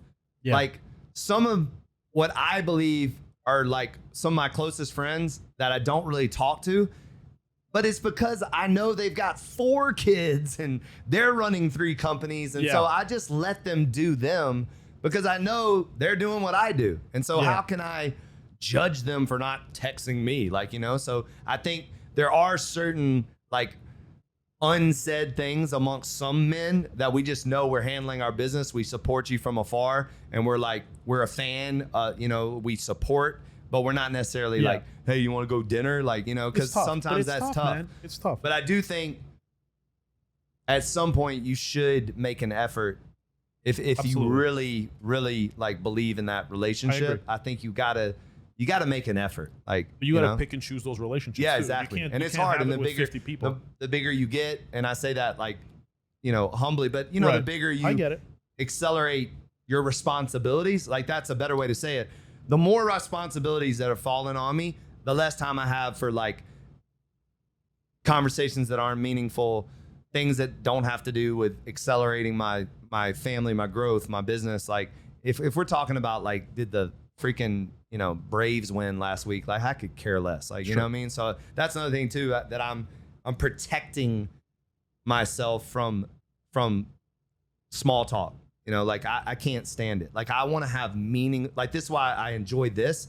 This is meaningful conversation. This is something that I'm going to get something out of. You're going to get something out of it. And we're going to walk away from here better because of it. Because we're talking about things like you're pulling stuff out of me that I haven't talked about in 20 years. It's kind of refreshing. It's like I'm having a therapy session over here, So, I just kind of made the assumption that you're married. Yes. You are married. Yes. Yes. Okay. I didn't ask. Beautiful wife. Yeah. So congrats. That's Thank awesome. you, How long you been married? Oh my God, you put me on the spot. Well, not long, because your kid's only 3 years old. No, I think we've been married 5 years, I believe. She'll kill me if I get this wrong, but 5 years. Yeah. Okay. I think we've been together for 10 years, but yeah. So you were 41 when you got married. You were about 30, 31 when you met. No, If you were so together that's for 10 wrong. years. No, so we met when I was like 35, 36. Oh, okay. So later on. Yeah. Okay. Yeah. We'll get to her in a second. I want to hear all about that. All but right. let's just get back. I want to get back on track. Okay. Kind of chronologically. So you now have this. At what point did you understand that these kind of series of injuries, you were going through that kind of dark time that Where it we were was referring to? done? Where it was done? At what point was it like, okay, shit, like, yeah, it's done. That's it. Like I'm not. Yeah, gonna it was be... when. So I went through that period where I broke my ankle. I actually rehabbed myself back, came back, was ready to go. And then I came back that next fall, and like every single time. So we ran, I don't know if you've ever heard of gassers. So it's like you run half the field down, back, 6 times for time. And I was known to always like lead the races and like just, smoke those things and not get tired and whatever. And my back just kept locking up. Like Same injury from before? Same injury, right. And it just kept like locking up where I couldn't even run. And then, coaches just kind of like treat me like crap. And basically, if you can't work out, get the heck out of here, that kind of thing. And so I went back and got some assessments on my back. And sure enough, remember I told you that calcium deposit? Yeah. It broke again. You had stopped taking your calcium pills. No, I didn't stop. It just stopped working, I guess. Yeah. Okay. It stopped, and it broke again. So this one was probably the worst depression I've ever been in. Okay. Like so I was 200. So then it was definitive. Yeah. So they gave me a medical hardship, which basically means you get to keep your scholarship, but you're done playing football. So I immediately knew it was over. Like once I accepted the medical hardship, then you're done. Like you can't play football anymore because you've basically signed that you're not allowed to play. How old were you? 22, I think. Still young. Something like that, 22, 23. So now, I know. So now I'm like, now what do you do? yeah, now I did go through about a 3.5 month period where I was like really lost is not the word, but like it was a dark moment. So I went from 240 pounds with a 22-inch neck, like swole, like I said, squatting 660, benching 440, like running. I ran a 4.6 40 at 240, I lost 50 pounds. I got down to like 190 or something like that. Like it was around that. I just got skinny. I started, doing like, I was never into drugs or never into drinking, like ever. Like I think my first time I ever got drunk, I was like 22 or something. So I started dabbling with weed and ecstasy and drinking and going to parties and like basically doing because now the reason why I was disciplined is gone. So now it's like, why do I care about being disciplined? My life is over. That's how, you're very feeling sorry for yourself that way. So that lasted about 3.5 months. And then the light bulb went off and I was like, this isn't who I am. And it was like, then I was like, all right, this is bullshit. Like I'm not living my life. Sorry, I apologize for interrupting. No, you're fine. But that's another quote that I wanna highlight. This isn't who I am. And what's interesting about that, and I'm certainly not like a psychiatrist or a psychologist or anything, but I can tell you that to snap yourself out of that negative spiral, by literally just in a single moment be like, this isn't who I am. It was exactly like that. That's too. but that's what I'm saying. It was waking up. I can even get a little deeper. I took this is actually kind of a funny story. Like, so was it ayahuasca? Is it that crazy no, cactus? it was ecstasy. And back then, this is like good ecstasy. You know, this is the real stuff. Yeah, this yeah. isn't chemical stuff. So I took an ecstasy, and then I was like, you know, it's not working. You know, like I was like, this, it's not working. Like So that. you took another? So I took another one, and then it literally was like, it's not working. It's not working. Oh shit. So I took another one. So now we're on 3. Still, nothing's happening. And I'm like, it's not working. So then this guy at the party, handed me a blunt, and he's like, hit this. And I hit it, and my head popped off. Wow. Like I'm talking, I literally felt like I was on fire, like in a good way. Like, Oh, okay. in a So it wasn't amazing way. It wasn't a bad trip. It was. Oh no, it was great. To this day, you can see my smile on my face. Like it, I was like, oh, this is what it's like. So. Right. And I turned into DMX, and I rapped the entire album in front of the entire frat party that was going on. Like it was like thousands of people, and I became DMX. This is year 22. at the Yeah, time. and Okay. you know, I'm You're a living kid. life. Yeah, And but this is where it got bad. It wouldn't stop. How long did this last for? 3 days. Shut up. I'm not exaggerating. How's that possible? I don't know. Oh my god. So I'm a personal trainer at this time. I'm still going to school, and I was like, this is hell. Like this is horrible. Like this is horrible. Wow. Like because I was like, just make it stop, you know. And it just would not stop. And then I'm sure people that have taken ecstasy before. Then there's the down, yeah. the down, and it is dark. Like Sure. you are dark. So then I went through that for like the next 3 days after it came off. And then in that dark period, I was like, what the hell am I doing? Like, this is not who I am. This is not who I want to be. And I just it was like a boom. That's And amazing, Right man. after that, I got right back into really diving into exercise science, kinesiology. And basically, I was like, I will never let this happen to someone else. And that's kind of was my mindset. I was like, I want to become a strength and conditioning coach. I want to become a specimen, and I want to learn of why this happened and learn how to keep others from experiencing it. So that's why I got so into exercise and coaching and things like that, is because I didn't want somebody to have to go through what I went through. Because I truly believe that there was a lot of irresponsible people that worked with me, and worked with all these, you know, from high school lifting to even some of the stuff we were doing in college that was just stupid, you know, like if you know someone's has had back injuries, then why are you letting them press 275 pounds over there? Like, why are you even doing that? Like, it's just dumb. Yeah. So it made me want to become smarter in that area, and it certainly led to where I am today. You know. So then, okay, so I'll just say one thing Yeah. about this experience you had. It's interesting that, you know, you had this intense experience, and rather than that causing you to go down this like negative place and continue using, you know, like doing ecstasy or whatever. Yeah, and again, you it wasn't actually- crack, but you- it no, was, I know. more recreational. Yeah, no, I get it. I get it. It But wasn't like on the side of the street or anything. no. Didn't quite hit that. I understand. I Yeah. understand. So then, you know, you use that experience, and that experience actually fueled a complete kind of, you know, transformation to get you out of that negative place that you were at and get you now on this, you know, on this path and this revelation of who you actually are. So look, that's great. I mean, okay, so you finish college, you have your degree, you know, football's in the rear view, you know.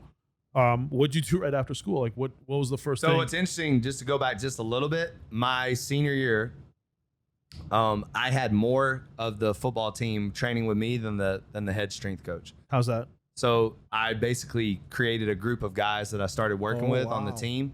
And that's kind of how I got known as a leader and as a strength and conditioning coach, because I just had this way of taking people where they are and accelerating where they really should be. And I led by example. So another thing too, that again, rehab myself back, got stronger and faster and bigger than ever. Like I was like in the best shape of my life. And I was leading these, like, and back then it was like, you know, we're pushing my Jeep up the hill and like flipping tires and sledgehammers and, you know, all this, you know, lifting rocks and boulders and doing like 20 sets of bench and 20 sets of squat, you know, just stupid, crazy, but smart, but doing it in a very intelligent way, controlled way. And then again, just getting guys that, like, I don't know what it is about a lot of individuals or athletes. Like there's a lot of, like, they have all the talent in the world, but maybe it's the generation, maybe it's that maybe they didn't have a father figure, maybe they didn't have the right coach or whatever, that they have a lot of self-doubt and a lot of they don't have the ability to push themselves beyond what they think they can achieve. So being able to get someone to do one more rep, get someone to run just a little bit longer, get someone and really getting them to do it, and then them seeing the results of that, like, I fell in love with that. Like, I was like, this is amazing. And then watching them flourish and watching them be successful through the hard work that we put in together, there was a lot of reward in that, you know? But was there at what point did you had to have asked yourself, what's the feasibility behind this from a business perspective? Because being, you know, like you've made this into a real business with multiple product lines and the actual facilities themselves, the training method and everything. But at that time, when you're in your 20s and, you know, you're doing this in your senior year, you're graduating college, you're going off into the world. Did you go work for someone else, or were you? My internship to get my degree. So you had a choice between, like, taking certain number of classes to get your degree or go do an internship. So I chose to be a strength coach at Samford University back in Birmingham, back in my hometown, for one of my mentors, Tommy Rowland, who I think to this day is still the strength coach there, and go work for him and learn from him. And so that's what I did. And then I also was doing personal training at a gym called AC Fitness in Birmingham, which used to be a Gold's Gym. And so I was personal trainer, strength coach. And so I was working for other people. How long? So you were working as a trainer and a coach for about a year. For about a year. Yeah, and maybe not even a year. Maybe it was no more than a year. It might have been shorter than that. When did you go into business for yourself? So while I was doing that, I got a phone call from one of my best friends that lived in Miami. He was like 6'4". You're in your mid-20s. I'm in my mid-20s. He's like 6'4", model, like gorgeous black man that was modeling here in Miami. Yeah. He was living the life, you know, had a condo on, well, not a condo, it was like a studio on Euclid. And he calls me up and he says, hey, if you shave your head, and this one I had beautiful blonde hair. And he's like, if you shave your head, I can get you in Bad Boys 2 as a stunt double, body double. And so I literally shaved my head within 30 minutes. And sent them the picture, and they hired me on the spot. So it was $330 a day or $330 a week. I can't remember what it was, but it was $330. I don't know how it was. I think it was a week. And so I had $2,000 cash to my name at a beat up Nissan Maxima stick shift. I drove all the way to Miami. It was like a 10-hour drive. Drove all the way to Miami. And literally, I'm not exaggerating, as soon as I saw like Miami and the whole thing, I literally called my parents. I go, you'll never see me again. I was like, I'm never coming back. And I just fell in love with Miami. That was your first time in Miami? That was my first time. Mid-20s. Mid-20s. First time in Miami. So were you in Bad Boys 2? Yes. Yeah. I was a stunt double, body double for a character called Zank. So I mean, I actually recently watched all 3 movies. Yeah. I made my kids watch them. I don't know if that's the right thing to do, but I'm just trying to. They're great movies. They're great movies. Yeah. Very, and it was very really well fun. done. I got to hang out with Will Smith's body double a bunch. I had my own trailer. They put a bullet hole in me, like the whole full-on makeup crew. Like it was a very cool experience. Okay, I'm gonna go back and watch the movie, and I'm gonna Well, you'll see the back of my head. You'll see the back of my head. You'll see my hands lighting a fuse, and that's about it. So you would never ever know that I was in the movie, obviously. That's kind of the whole point of a body double. That's a very cool experience. Okay, so now you're here in Miami. Yeah. You're in your mid-20s. You got your buddy who's a model. You were just, you're a double in a movie. What do you do? Like, what are you doing for work? Like, what do you? Yeah, so I was getting paid doing that, but chump change, wasn't a lot of money. So then I went straight into Crunch. So at the time, Crunch on 13th and Washington was like it's a gym. It's a gym, and that's like it was the gym in South Beach. It was like Madonna, 50 Cent, Eminem, like everyone went there. Beyonce, like everybody worked out there. Yeah. That was like the spot. And there was 38 trainers that worked there. So I walked in, this little cute gay guy named Scott Hauser saw me, lit up like a Christmas tree. Here comes the boy from Alabama. And I looked at him, I was like, I need a job. And he's like, you're hired, like that. So he literally hired me on the spot. Shout out to Scott. He was a great guy, and showed me the ropes. And within 3 months, I had more clients than any other trainer in the gym.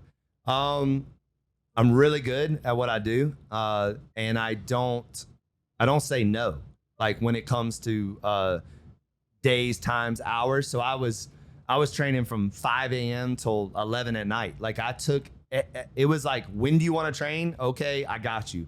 And it was not like, oh, let me check my schedule at the time, because I just wanted to collect money. Like I wanted to make money. So, and probably thanks to Scott and probably thanks to Miami, one of my go-to moves was I had a pit bull at the time named Artemis. So I would walk down Lincoln Road with my pit bull and my shirt off. And so I ended up having 17 gay clients within the first like 3 months. So, and they're great clients because they love to work out, they have money, and they're very loyal. So it was kind of a win-win then. Then I had a bunch of my athletes that I used to play football with hit me up and be like, what are you doing now? And I'm like, well, I'm actually in Miami training. And Miami was kind of hotbed for off season for guys to come down. So I had a couple of guys come down to train with me. And then that turned into 29 NFL guys. And we had like a full on off season training. And actually a lot of those gay clients got pissed because I left them to do that. Right. And so, I mean, look, you've got now this kind of roster of clients. You've built up a name for yourself. This is over like what, a couple of years? Yeah. So you've built up a name for yourself. What was that transition into opening up your own place? So, I ended up traveling with Scott Stapp, the former lead singer of Creed. Okay. And then I ended up traveling. So after that, I experienced a lot. And then I ended up traveling with, come to find out now, one of the largest con artists ever to grace our presence. He's in prison in Sacramento now. You were traveling with him? Yeah. So, but I didn't know he's a con artist. Are you able to say who that was? His name was Troy Stratos. I've never heard of him. So he conned Eddie Murphy's wife out of like $13 million. He conned like Saudi Arabian princes out of hundreds of millions of dollars. He was literally like if he was here right now, we would all like, and we didn't know he was just a guy off the street. He would have us in the palm of his hands the guy was hilarious, spoke like 5 different languages, could sing, was funny. Like it was wild. And he was literally a genius con artist. He's in prison now? He's in prison in Sacramento.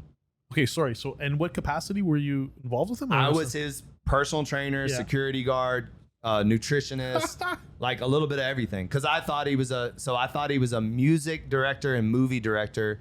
We were on private jets. We stayed in penthouse apartments. Like it was crazy.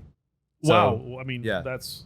But through that experience, that's a whole story on itself. Yeah. But through traveling with Scott Stapp and traveling with Troy Stratos, I got to see probably, I'm not exaggerating, like all the top gyms in the United States. Okay. From Atlantic City to Nashville to Salt Lake City, Utah to Dallas, like because we traveled all over the place and we were going to these gyms. Did you have it in your mind to open a gym at that point? This is what happened. So as I'm experiencing this, I'm taking these kind of mental notes. I've never been a real like note taker. Yeah. I've always just kind of kept it up here. I've been taking these mental notes of like every daggum gym we go to is exactly the same. You walk in, there's a front desk, there's a machine section, there's a cardio section, there's a bunch of TVs, there's a free weight section in the back, there's a gross locker room. Like there's a aerobics room tucked in the corner with a glass thing with the wood floors. Like every gym looked exactly the same. So after that experience and I got back, I bought poster board and I started just mapping out what I thought a gym should be.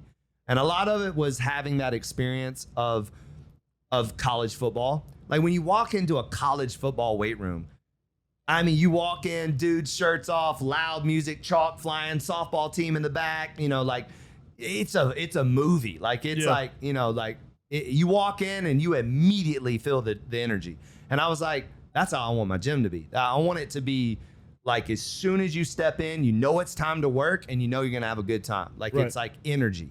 And I hope you felt that when you walked in here. Yeah. Like that's how I want people to feel. Like people sometimes walk in my gym and they're like, what the hell is going on? Because our group exercise room is in the middle of the gym. Because to me, that's where it should be. Like, why is it tucked in a corner in a glass box? Like, you know, looking like a fishbowl, like with low ceilings, like, and especially like some of these group exercise places, they're dark as hell and looks like a club in there. Like, who works out in the dark? Like, that's just weird. So athletes don't work out in the dark. So why should we? And so I wanted to create something that's never been created. I've always been, and recently I've been reading some books about it, and I didn't even know I didn't know I was a category disruptor, but now I realize I am. And so I really have bought into this. I don't want to be the best at something. I want to be the first at something. And by being the first at something, you're creating your own lane, your own category. So I truly believe I have a category of gyms that doesn't exist. Yeah. There's a lot of people that have tried to do what I do, or they do it in their own way, but no one is doing it like I'm doing it. And I pride myself in that. And I think that that's why we're going to go far, is because we can't be compared to. So you have my commitment, because I didn't know about your gym. Yeah. I didn't. Which I love, by the way. Which is great. Look, no, I love that. I love that because what it does for me, that's another humbling moment. And I say it all the time. It's amazing to me. It shows you how many people, first of all, are in Miami. It also shows you that you can always grow. Like always. Yeah. Like the fact that you didn't know about my gym is, it's like, oh, I still have room to improve. Like I still can grow. You do have room. And that's an amazing attitude to have about it. You don't look at it like, why have I not been able to penetrate, like certain markets? You look at it like, wow, like there's so much opportunity still. So much opportunity. And just, I live 8 minutes from here. Oh, no. Yeah. No, I mean, when you said you didn't know about my gym, I was like, what the hell? Like, that's weird. But it's also a good thing. I'm telling you. But I'm also new to Miami. Yeah. You know what I mean? My head's not right now. Like my head is still like, I'm dealing with immigration and like lawyers, and I'm dealing with a lot of stuff. Like it's not that actually easy. You need the cold plunge, so well, that's why I bought it, right? Exactly. I have it in my house. So yeah, but you have my commitment that I'm gonna definitely come here, and I'm gonna be working out at your gym. Awesome. I'll definitely try your gym. Okay, so tell me about what happened. How did you start? What was your first look? Is this your first location? So this is my first location, but in the warehouse. So on the other side of the tracks. So I moved it in 2021. I see. Okay. Yeah. So I was in a warehouse for 14 years. That's where you trained people. That's quietly where all the and athletes privately. trained. Yeah, exactly. I see. Okay. And so you were doing that, and that was a private gym? It was a private gym. So you only did personal training there? Yeah. That's warehouse. What it started to be. Yep. And you were the only trainer? So I started with one other trainer, and then that didn't work out. And then I hired 19 other trainers, and that didn't work out. So I actually ended up letting go, or they walked away. It was 20 plus trainers within the first 2 years. Because I can look back on it. I probably ran everybody off because my work ethic was unheard of. And when I tell you I trained from 5 a.m. to 11 p.m., I trained 5 a.m. to 11 p.m. I did 14, 16, sometimes 18 clients a day. And it was like, that's just what I did. And then, so imagine you're trying to find someone. So my approach was wrong back then. I was trying to find another me, and looking back on it, and certainly found that out earlier than recently. I mean, I found out that after about 2 years that I'll never find someone like me. You can try to create. Exactly. You can train. And I can't, what's the word? So my point is basically I will never find someone like me. So stop looking and try to find someone that is humble enough to learn from me and to and just to implement the things that I'm trying to do. Yeah, man, you got to build that team. I've been an entrepreneur long time, and It's about building that team. It's about Yeah. knowing that no one's going to do as good of a job as you. No one's going to care about it as much as you. And why Right. should they? And right, exactly. Why Right. should they? Exactly. So I think that when you accept that truth, and then you work with people to be like, okay, like, what is your goal professionally? How can I help you, achieve that goal by training you to do what I need you to do in this organization? So, but it sounds like you figured it out. Yeah, through a lot of trial and error, through Yeah. a lot of instead of panicking, pivoting. I also changed my business model. That was another Yeah. thing too. So originally at the time, personal training gyms were like the hottest thing. But I think I got in like right at the end of that hype. Okay. And I think things were shifting towards group exercise. So I would say 2001 or even prior to that, to 2007, 2009-ish, was personal training was like at the highest peak. Right around 2010, you really started seeing group exercise, the Orange Theories, the Berries boot camps, Soul Cycle. the Soul Cycle was huge. Rumble came Rumble out. wasn't. That was No, later. Rumble was later, That was yeah. later. Genius concept, but that was later. I actually But know. I spent a little bit of time with one of the owners there. Oh yeah, Yeah, Was nice it the owner of Catch? That guy? That's right. Yeah, he's great. Yeah. Like I like a lot of the stuff he Yeah, does. for sure.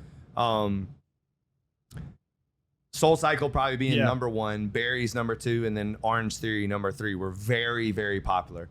I think even F45 was Well, the around. revenue, it's the revenue model, right? That's the key. The revenue model Yeah, is like it's the draft, it's an a la drive the carte. draft. It's a numbers game. Yeah. It's get a bunch of bodies in there. So at the time, I was seeing that kind of difference, and then also, when you're training elite athletes, Yeah. that's only 3 It's months narrow. out of the year. Like Well, it used to yeah. be 6 months, and then that turned into 3 months, and then that turned into 8 weeks. So that aspect of my business was also shrinking.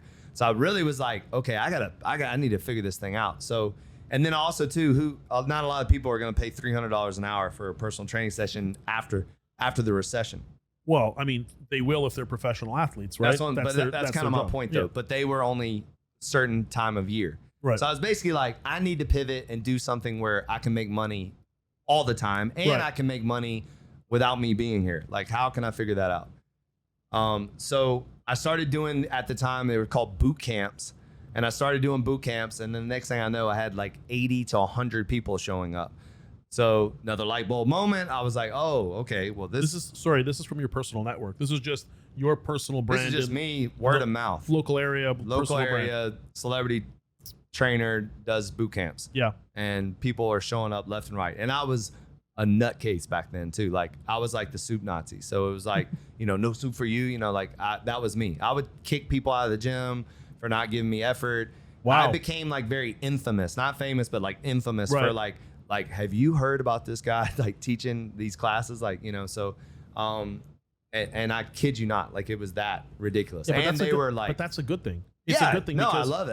if I you're, think, you're going in as someone who's trying to take this class and you're like, shit, if I don't perform, this guy's gonna kick me out of the class. Exactly. That's pretty cool. No, man. it definitely built a reputation, to say the least. Okay. They either loved me or hated me, or a little bit of both. So, All right.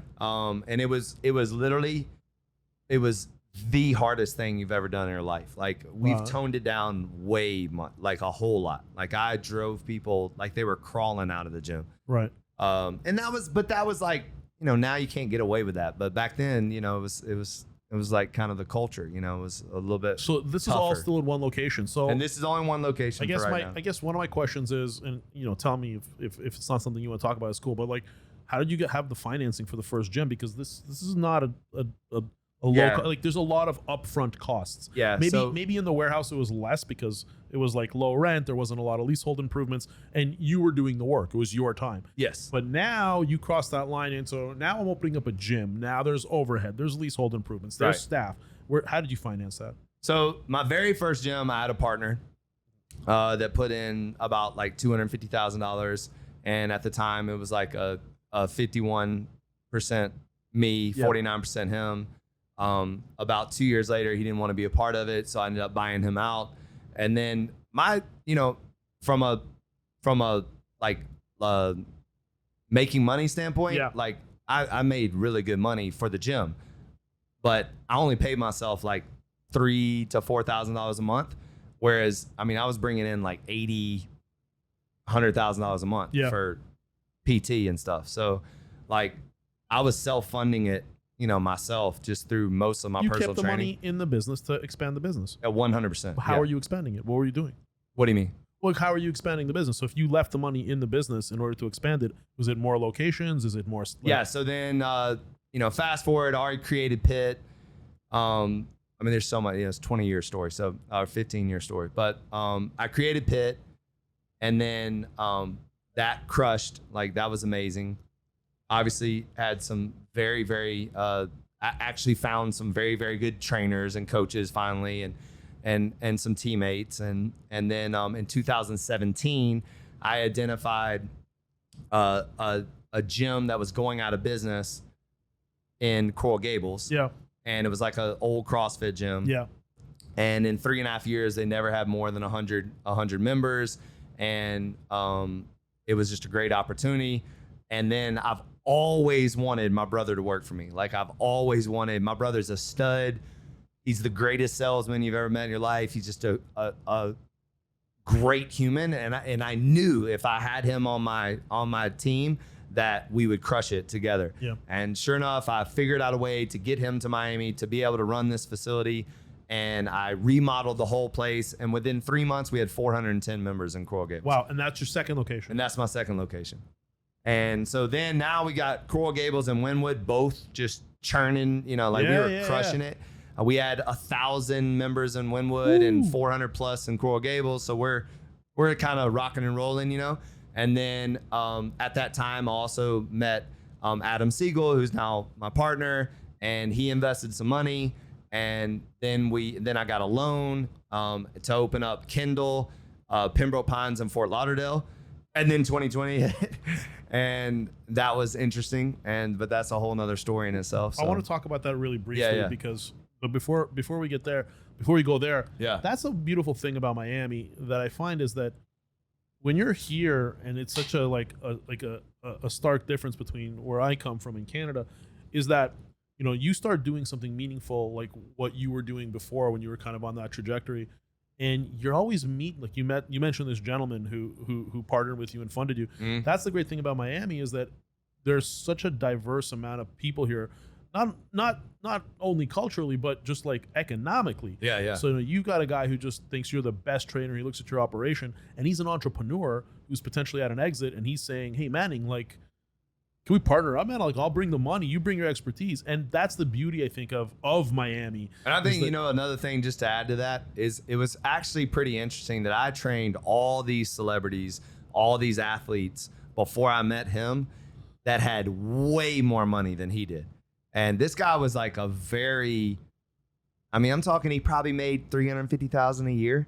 Like, you know, like he wasn't some kind of like, you know, massively net worth. He was that his Ferrari outside? No, that's another investor for the beverage company. But,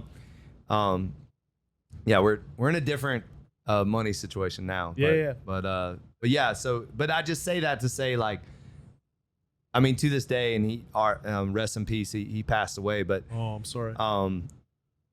It was such a moment where I'm like, man, finally someone believes in what I'm trying to accomplish. So I want to make a comment on that, because I think you said that the athletes that you trained, they were far wealthier than this gentleman. But the difference is, think about it. I was pitching this to everybody. Like once I had the concept and the idea, from 2005-ish to the end of 2007. Like I'm talking to all these millionaires, some billionaires about this idea. And then here's a guy that just believes in me and believes in what I'm doing. He's not that well off. Was like, you know what? I'll put the money up. I'll do it. Was he an entrepreneur? No, not really. Not really. Because he worked for Lufthansa, the airline. Yeah. Okay. Yeah. And I'm sure. And obviously, I mean, $350,000 a year is not a bad gig. No, you know, of course and maybe had some savings or what have you. So, but I'm assuming you did well by him. He did well working with you. No. It was a disaster. So, it was a disaster. That took a turn. Yeah. Okay. So he invested the money, and our first 2 years were brutal, man. Oh, sorry. This was right before COVID. Yeah. Oh, no. This is 2008. This is my first gym. Oh, okay. Yeah. And so what, I mean. No, the guy so Adam Siegel, so just to clarify, Adam Siegel is my investor in 2017. That was after a lot of success. Oh, I see. So my first ever investor was a guy named Mark Gordon, who invested me in 2007 to open up the very first Legacy gym. And it didn't work out? It didn't work out. No. Because you didn't have enough experience. No, it had nothing to do with that. I worked my ass off and knocked it out of the park personally, but I couldn't find another trainer to do the same thing. Okay. The gym flooded 10 times. We opened up right after the recession. Like, it was not a smooth. Yeah. We had a nasty landlord, like nasty. It was the longest 14 years of my life. But even with those hardships, like, you kept going. Oh, a lot of people would have quit. Oh, I mean, trust me, there was many moments that even my own family told me to stop. Why didn't you? There's no way. I thrive off of people telling me I can't do stuff. So I knew, like, I mean, I've told this to Oscar a bunch of times, like, and this reason why the Pitbull is tattooed on me. I know that one day the Pitbull will be as iconic as a swoosh. I know that for a fact. And I knew it then. Love it. I knew it then. Like, I knew it. I'm just looking at this Pitbull over your shoulder here on the screen. Yeah. That's great. No, it will be that iconic one day. So you expand into multiple locations. You figured out your formula. You built it on group sessions, right? Well, after the failure of being a personal trainer, right? The business model was like supposed to be 5 trainers doing what I do, and then we all would have been like making great money. That didn't work out. But after that whole like Orange Theory, Soul Cycle, after that model was proven out by other people in the industry, I was like, I have that, and I have it in a better way. And I knew, and I was a fan of what CrossFit did, what CrossFit did, but not what they do. If that makes sense. You don't like their I don't methods. like their approach to fitness, but I love their community.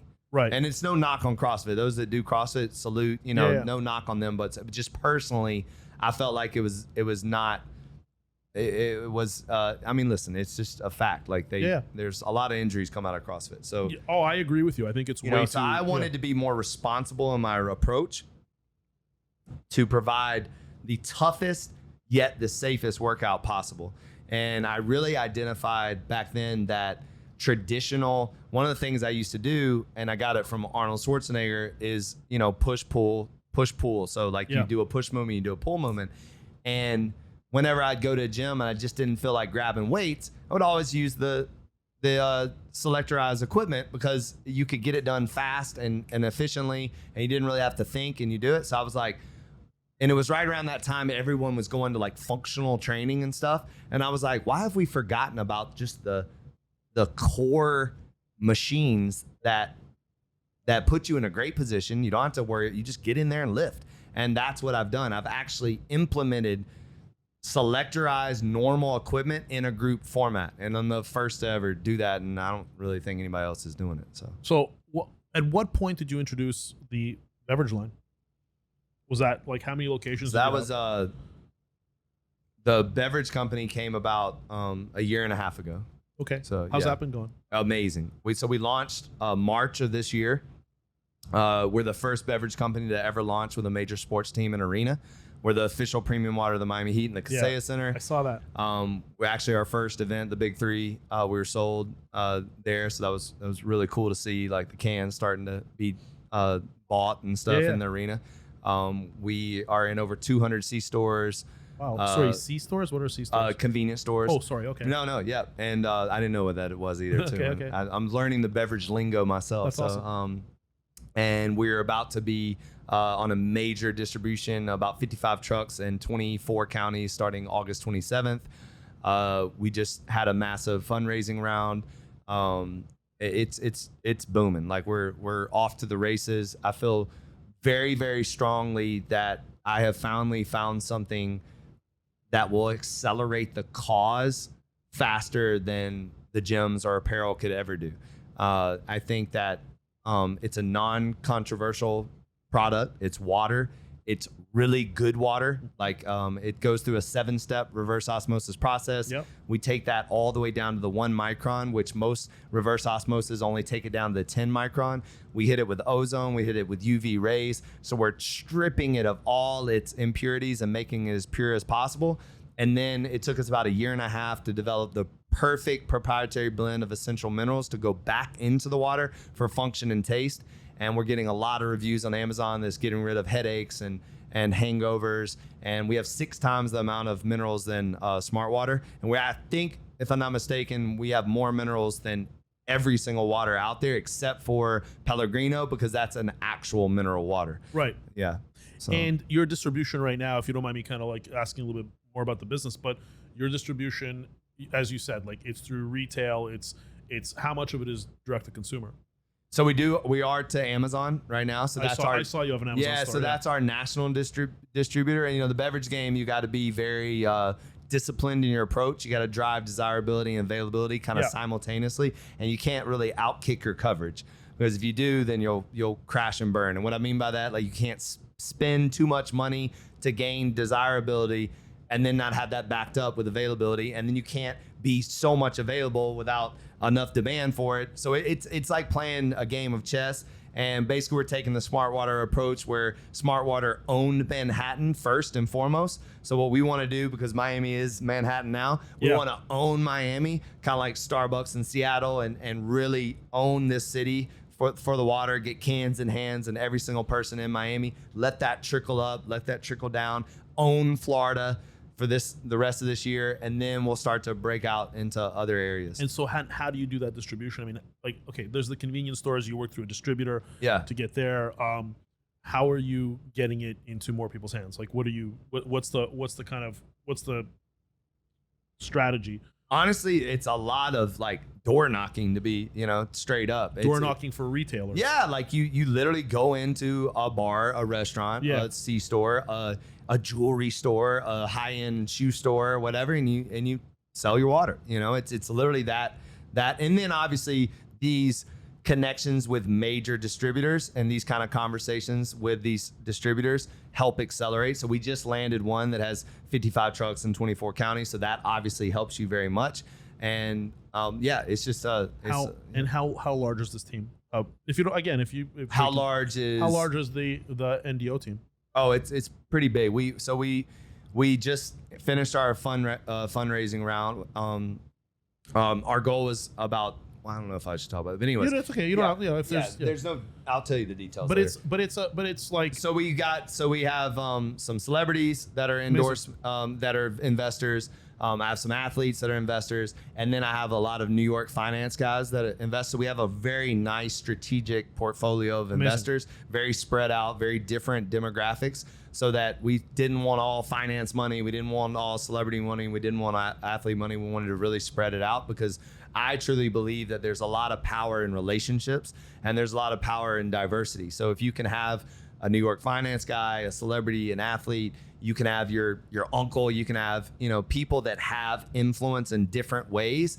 Then again, not a controversial product. Everyone drinks water, but are you drinking the right water? And is your water good for you? And then we're really hitting the ultra premium side of this. So I truly believe that the premium space in water has not been disrupted in 40 something years. If you really think about it, Fiji, Voss, Aquapana, Saratoga, Pellegrino, it's the same crap.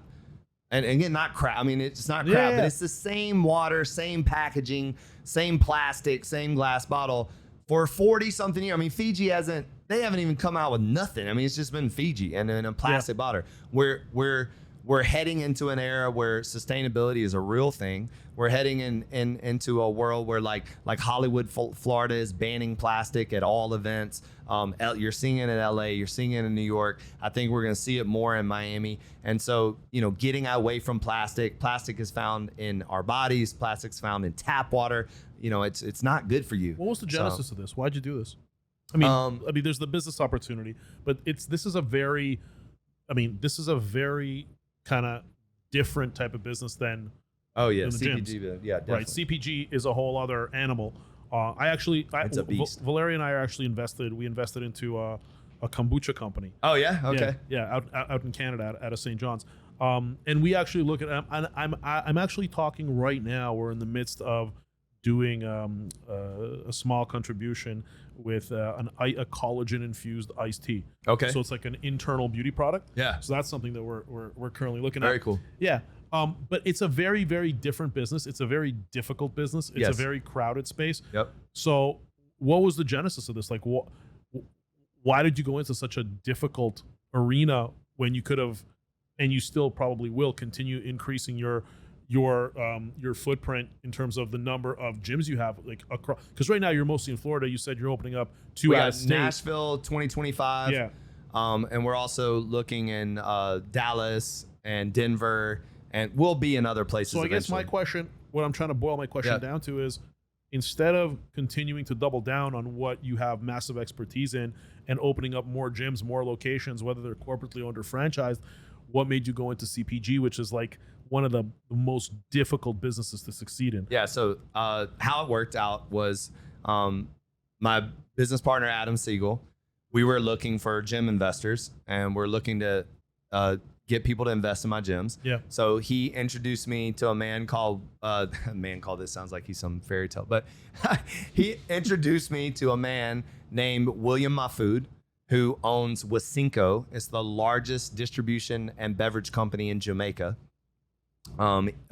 He had done a lot of work with him, and he's massively, he basically runs the distribution and beverage world in Jamaica and the Caribbean. And we brought him to my gyms, and we were trying to pitch him on investing in the gyms. And, what does he do? Beverages and distribution. Yep. And he kept, every time I would bring him here, I would bring him, to Coral Gables. All he would be doing is staring at my fridge. And he just you could just tell his mind was just kind of like going like that. So that conversation kind of led into why haven't you ever done, who handles your beverages? How do you get to this? And so ironically, we started with beer. Unfortunately, this interview came to an abrupt end because a fitness class started and the music was too loud. Thanks for listening, and see you on the next episode.